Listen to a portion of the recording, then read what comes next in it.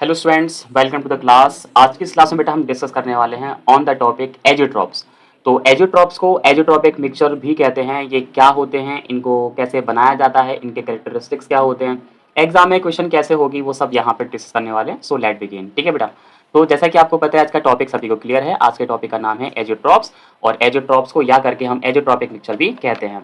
अब इनको कैसे फॉर्म किया जाता है वो सारी बातें हम डिस्कस करेंगे यहाँ पे। ठीक है, सो लेट बिगिन बेटा। तो जैसा कि सभी को पता है कि टॉपिक का नाम क्लियर है। टॉपिक जो है यहाँ पे क्या पढ़ने वाले हैं, एजियोट्रॉप्स। तो पहले तो हम समझते हैं कि एजियोट्रॉप्स क्या होते हैं। देखो बेटा, मैं एजियोट्रॉप्स के बारे में बताने जा रहा हूँ। बेसिकली एजियोट्रॉप जो होता है ना, वो एक बाइनरी मिक्सचर होता है। किसका? दो कंपोनेंट्स का। यानी कि दो कंपोनेंट को अगर हम मिक्स करें और मिक्स करके एक बाइनरी मिक्सचर बनाएं, और उस बाइनरी मिक्सचर की कंडीशन ये है कि उसका लिक्विड फेज में जो कंपोजिशन है वही कंपोजिशन वेपर फेज में भी रहे। तो इस तरह के कंपोजिशन को या इस तरह के मिक्सचर को हम कहते हैं बाइनरी मिक्सचर। समझ में आया कि बाइनरी मिक्सचर एक ऐसा बाइनरी मिक्सचर जिसका लिक्विड फेज में एंड वेपर फेज में कंपोजिशन सेम रहे, और साथ ही साथ अगर वो एक कांस्टेंट बॉइलिंग पॉइंट पर अगर वो बॉइल हो जाता है तो ऐसे मिक्सचर को एजियोट्रॉपिक मिक्सचर या केवल एजियोट्रॉप्स कहते हैं। फॉर एग्जाम्पल का, अब इसे हम एक एग्जाम्पल की तरह समझते हैं। ठीक है, देखो बेटा, फॉर एग्जाम्पल मान के चलो कि आपने यहाँ पे इथेनॉल ले लिया। इथेनॉल का फॉर्मूला सभी को पता है। इथेनॉल का फॉर्मूला होता है C2H5OH, और आपने यहाँ पे इसमें वाटर मिला दिया, वाटर यानी कि H2O। अच्छा, एक बात और है बेटा कि जब हम एक बाइनरी मिक्सचर बना रहे होते हैं तो किसी भी रेशियो में नहीं मिला देते बेटा। याद रखना है कि जब भी हम बाइनरी मिक्सचर बना करके एजियोट्रॉप्स बनाने जा रहे हैं तो ध्यान रखना होता है इनका एक स्पेसिफिक कंपोजिशन चाहिए होता है। जैसे कि मान लो कि अगर मैं यहाँ पे 95.57 ml यहाँ पे इथेनॉल लेता हूँ और यहाँ पे 4.43 ml अगर मैं यहाँ पे वाटर लेता हूँ, तो लेने के बाद यहाँ पे क्या होगा? जैसा कि आपको पता होगा कि इथेनॉल का जो इंडिविजुअल जो बॉइलिंग पॉइंट होता है वो अप्रोक्स 78 डिग्री सेल्सियस होता है, और वाटर का यहाँ पे जो बॉइलिंग पॉइंट होता है वो यहाँ पे 100 डिग्री सेल्सियस होता है। ये तो सभी को पता होगा। अब देखो जरा, यहाँ पे कंडीशन ये है कि जब आप इन दोनों को यहाँ मिक्स करोगे तो ये जो यहाँ पे ml जो हमने लिए हुए हैं, ये ml इनका लिक्विड फेज में यहाँ पे कंपोजिशन है। यानी कि अगर हम बात कर रहे हैं यहाँ पे तो लिक्विड फेज में इनका जो कंपोजिशन है वो ये वाला है। और अगर मान के चलो अगर आपने इसे हीट भी कर दिया तो हीट करने के बाद इन दोनों के जो गैसेस वेपर बनेगी, जैसे कि यहाँ पे इथेनॉल की वेपर बनेगी, तो इथेनॉल की वेपर यानी कि C2H5 स्टेट ऑफ G यहाँ पे आ जाएगा और H2O स्टेट ऑफ G यहाँ पे आ जाएगा। तो इनकी वेपर फेज का कंपोजिशन का जो रेशियो होगा ये वही होगा, यानी कि 95.57% यहाँ पे वेपर होगी इथेनॉल की और 4.43% वेपर यहाँ पे होगी वाटर की। तो इससे समझ में ये आता है कि इथेनॉल और वाटर को अगर इस स्पेसिफिक रेशियो में या इस स्पेसिफिक कंपोजिशन में लेकर के अगर मिला दिया जाए तो इनका लिक्विड फेज में और वेपर फेज में जो कंपोजिशन आता है वो सेम आता है। और जब इनको बॉईल करने की बारी आती है तो बॉईल करने पर ये एक कांस्टेंट टेम्परेचर पे ही बॉईल होते हैं, ना 100 डिग्री सेल्सियस बॉईल होते हैं और ना 78 पे। इन दोनों के कोई भी एक बीच की रेंज पे यहां पर ही ये बॉईल होते हैं, इसलिए ये एक एजियोट्रॉपिक मिक्सचर का एग्जांपल है। Let us understand with some point. तो कहा गया कि सम लिक्विड्स यानी कुछ लिक्विड ऐसे होते हैं ऑन मिक्सिंग यानी कि मिक्स करने पर फॉर्म एजियोट्रॉप्स, वो क्या बना लेते हैं? एजियोट्रॉप बना लेते हैं।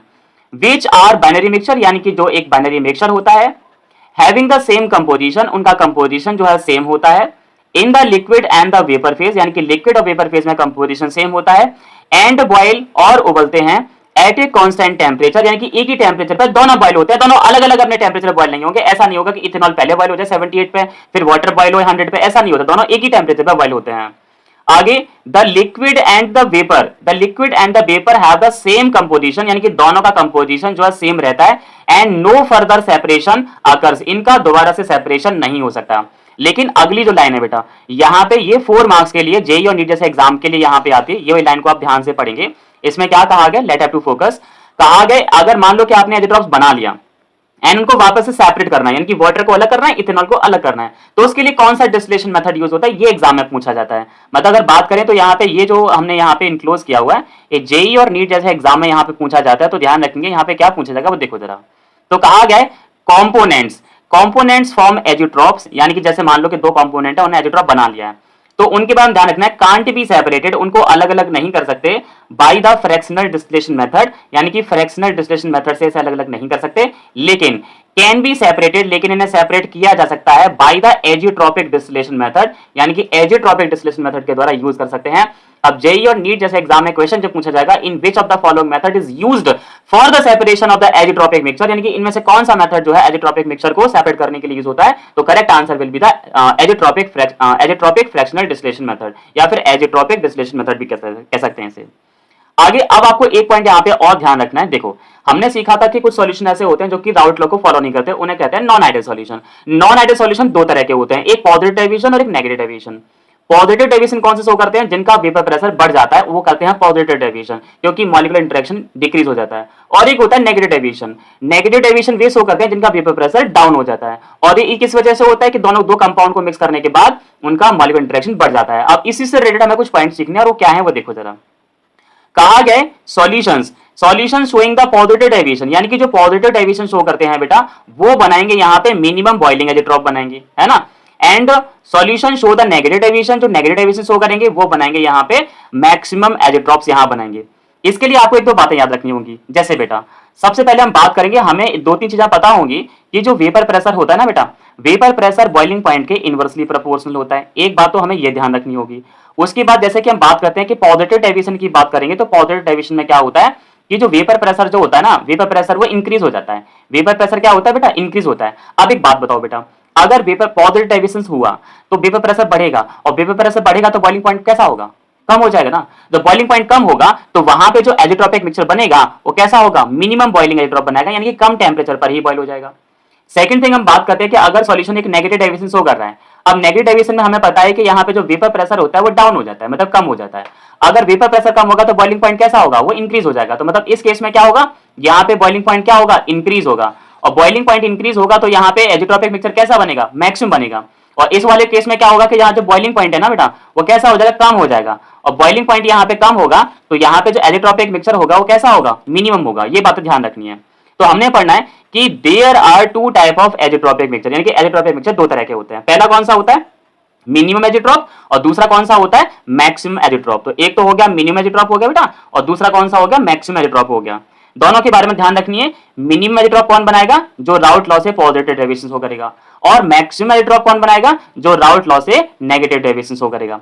अब हमारे पास यहाँ पे दो बहुत ही कॉमन एग्जांपल हैं, इन दोनों कॉमन एग्जांपल को लेकर के यहाँ समझते हैं। Let start. देखो बेटा कहा गया है हमें क्या करना है, the solution which show the large positive deviation from the routes law form the minimum boiling azeotrope, यानी कि जो मिक्सचर राउट लॉ से पॉजिटिव डेविएशन को शो करेगा वो क्या बनाएगा, वो बनाएगा मिनिमम एजियोट्रॉप बनाएगा। लेकिन कंडीशन जी ये है जो मैंने आपको पहले ही बताई थी कि यहाँ पे कंपोजिशन जो होना चाहिए वो कैसा होना चाहिए, स्पेसिफिक होना चाहिए।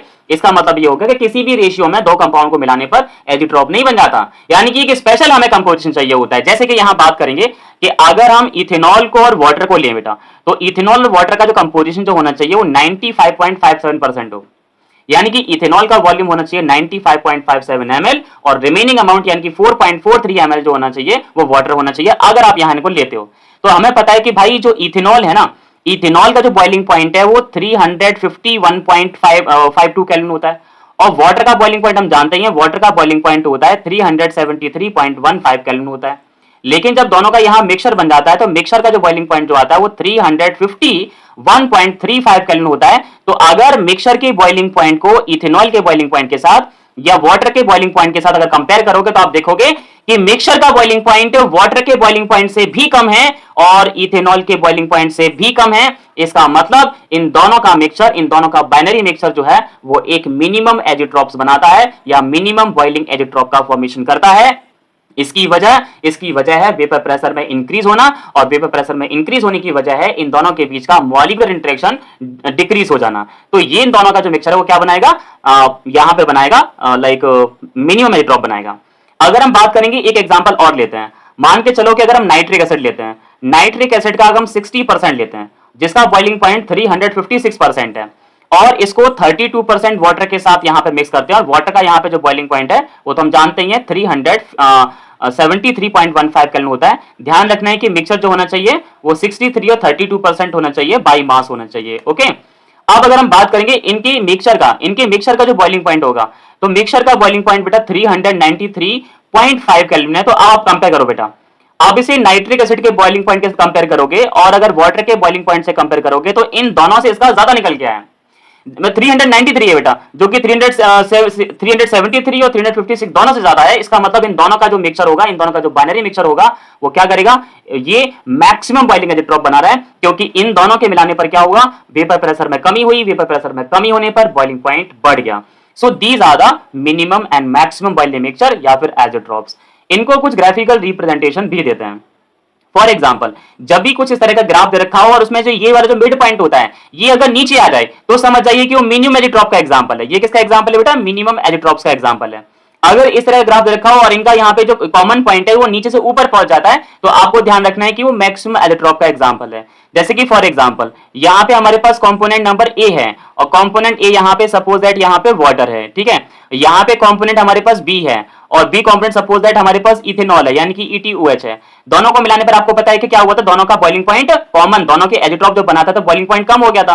तो यहाँ पे इन दोनों का जो बॉइलिंग मिक्सचर निकल के आया था वो कितना निकल के आया था, वो निकल के आया था 351.35 केल्विन यहाँ निकल के आया था। मतलब इस तरह का जो ग्राफ होता है वो मिनिमम एजिड ड्रॉप को शो करता है।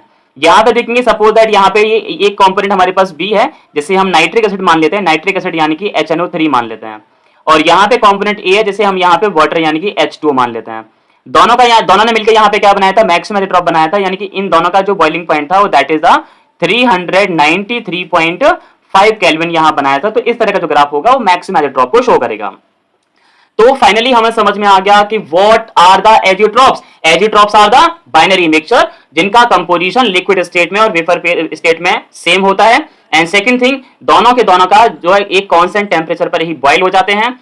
And azeotropes are of two types, दो तरह के होते हैं, minimum boiling azeotropes and the maximum boiling azeotrope. जो पॉजिटिव डेरिवेशन शो करेंगे वो मिनिमम एजिड्रॉप्स बनाएंगे और जो नेगेटिव डेरिवेशन शो करेंगे वो यहाँ पे मैक्सिमम एजिड्रॉप बनाएंगे।